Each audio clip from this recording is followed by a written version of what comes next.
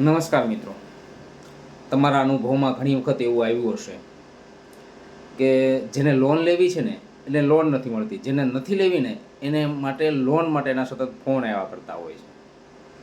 એવી જ રીતે ઇન્સ્યોરન્સની અંદર પણ હોય છે. જેને જરૂર હોય છે ને મેડિક્લેમ કે બીજા ઇન્સ્યોરન્સની, ત્યારે એને ઇન્સ્યોરન્સ નથી મળતો હતો, અથવા તો મળતો હોય છે ને તો ઘણો મોંઘો મળતો હોય છે.